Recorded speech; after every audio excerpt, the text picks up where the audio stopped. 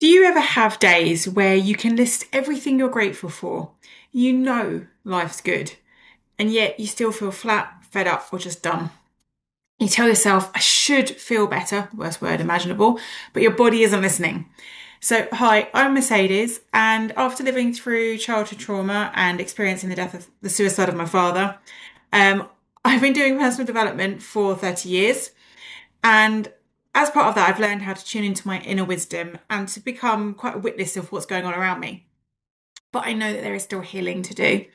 And I am sharing my journey to deep inner healing and on the way to enlightenment. And you're welcome to come along with me.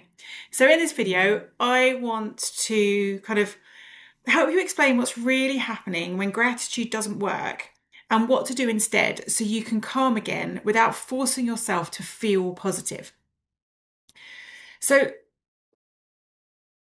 gratitude, we're very much taught that if we get into a mindset of gratitude, we can't feel any other negative emotions because we're grateful and grateful just takes over. There is an element of truth to that.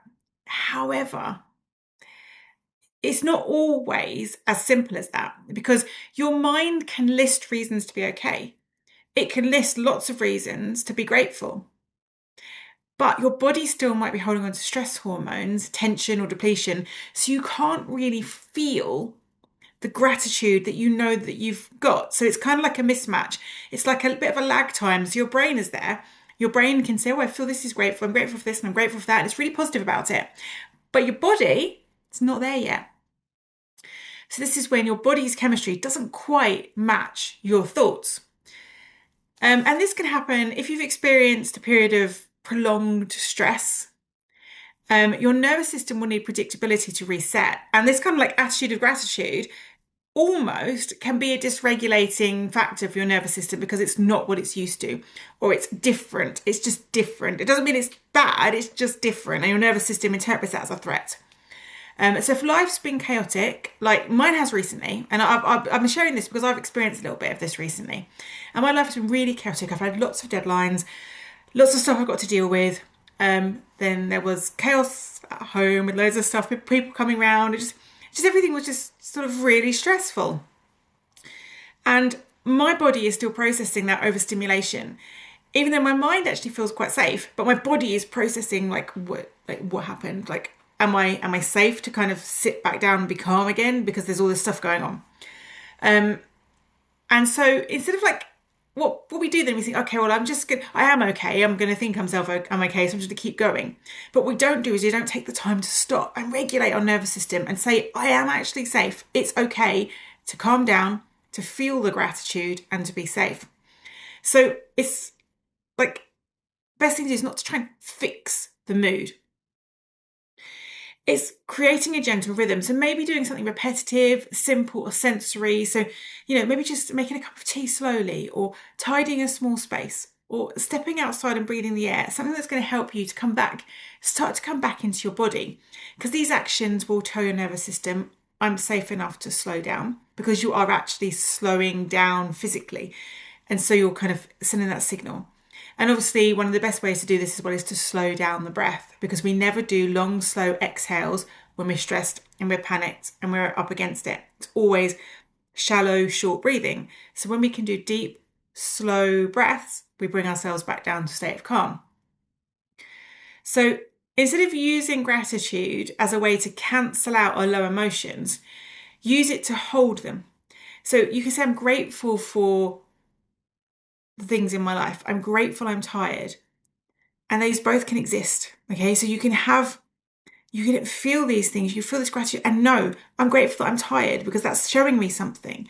And you can begin to feel that and appreciate that. And know that you can actually have that dysregulation going on and still have an attitude of gratitude. As you hear a lot of people say, I'm very wary of anything when somebody says, oh, this is a panacea, so we're going to just be grateful and it will solve everything. And the problem is we fall into that trap where we think, oh, I'm going to be grateful, so it's going to solve everything. So you start listing off all the reasons you're grateful. you don't really necessarily feel it in your body because you've still got the stress and the tension underneath, and that's going underneath you, but you're listing the reasons to be grateful.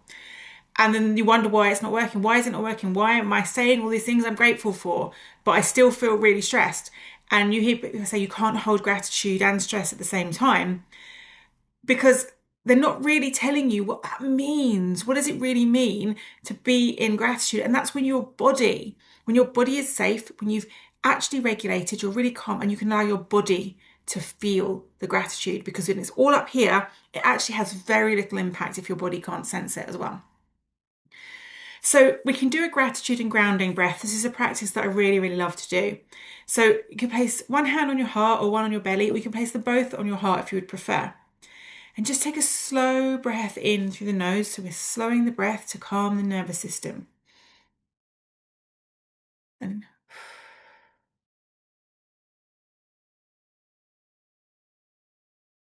now think of one thing you're grateful for today. As you do your next breath. Now name one truth about how you actually feel. No judgment. So notice not just the thing you're grateful for that you're saying mentally. Notice how your body feels, what's going on inside.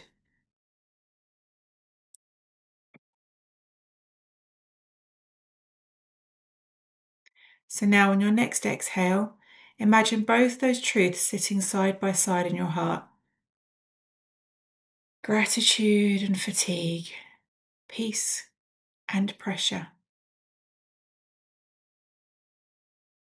Both can be true. So release your hands, just come back.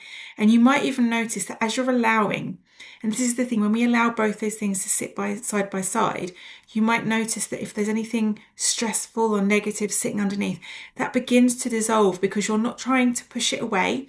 You're not trying to hide from it. You're not trying to just say, well, I'm grateful, so that doesn't exist.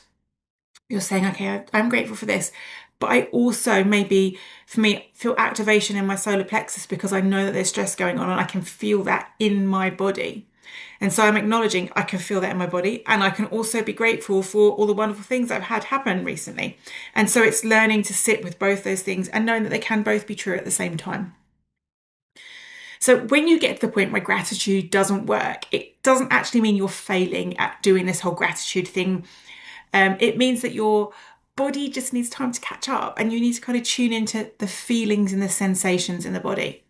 So go gentle, slow down, and remember, calm isn't something you force, it's something you return to, and you can just allow yourself to come back to that whenever you need to.